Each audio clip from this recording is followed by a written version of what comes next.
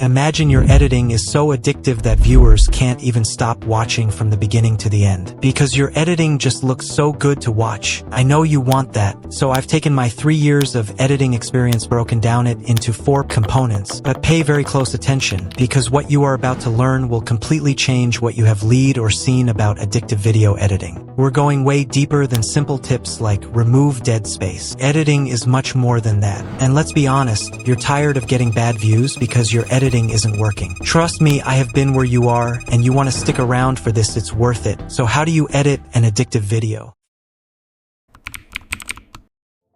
First, figure out which editing style works best for your audience in your niche. Mr. Beast's fast-paced editing tells us that most viewers watch his videos for entertainment. Meanwhile, Iman Gadzhi's style shows us that his audience is there to learn. Every editing choice you make should be designed around your viewers. For example, constantly removing pauses is essential for entertainment content, but for educational videos, it can overwhelm the viewer. Truly addictive editing blends both approaches, so before I reveal the next pillar, you first need to understand exactly who you're editing for, like the top creators. Pay attention. This video isn't just a tutorial. Think of it as a very important information for addictive video editing that once you load up the information in your head, it will change the way you see addictive video editing.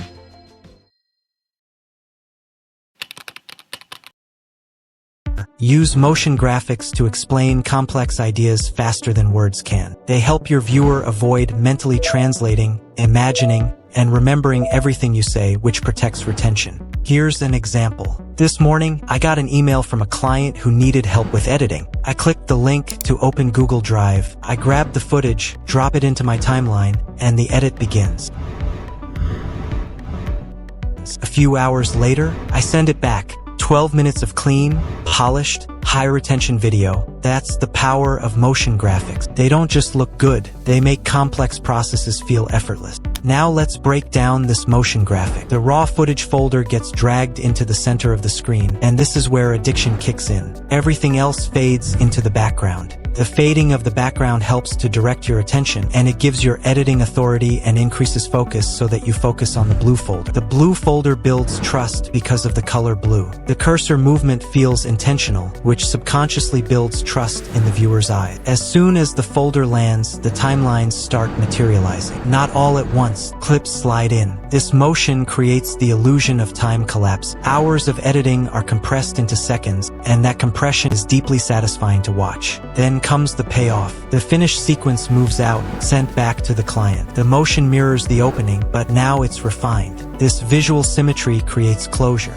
Before we proceed to the next step, I just want to share something very important. By now, you know that I'm a video editor and thumbnail designer, as you can see. If you want to skip the process of searching for a video editor who understands your style, you can work with me. If you'd like me to edit your videos to increase your retention and improve your CTAs, click the link in my description to visit my social media accounts and get in touch. Now, let's get back to the video.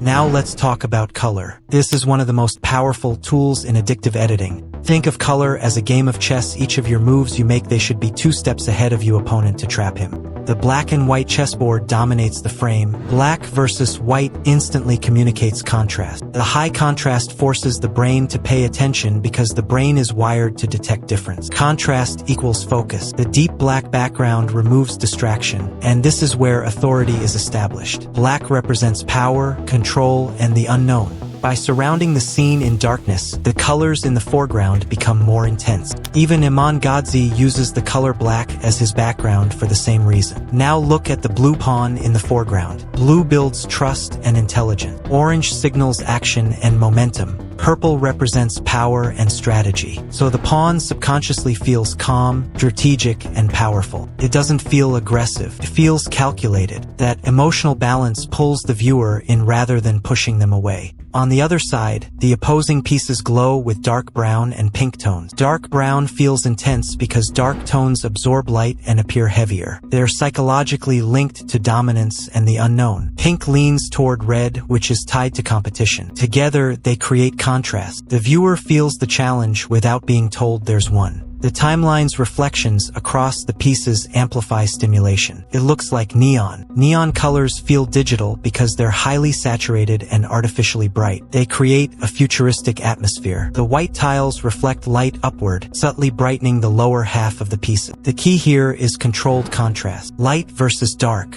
Calm versus tension. That opposition creates visual energy, and visual energy sustains attention.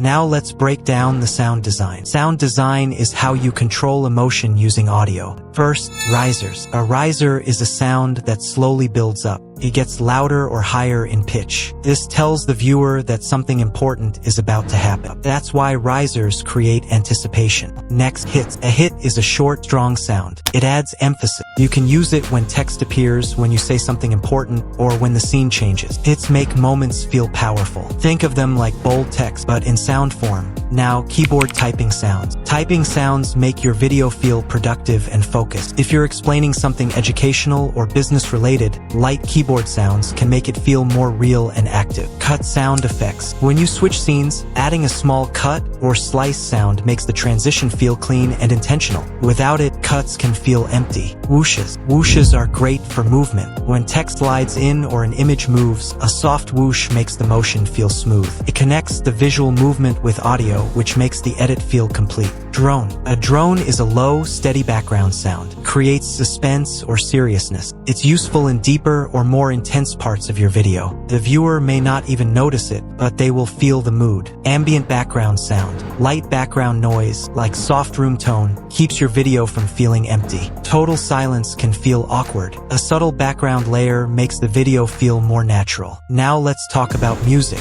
Ambitious music creates motivation. Emotional piano music creates connection. It makes your message feel meaningful and personal. Modern electronic music creates energy. It feels innovative and forward-thinking. You can also control attention with silence. If you suddenly stop the music, the viewer instantly pays attention. Silence creates contrast. If you slowly fade the music out, it signals that the segment is ending. You're not just adding random sounds. You're guiding emotion step by step. And when viewers feel guided, they stay engaged.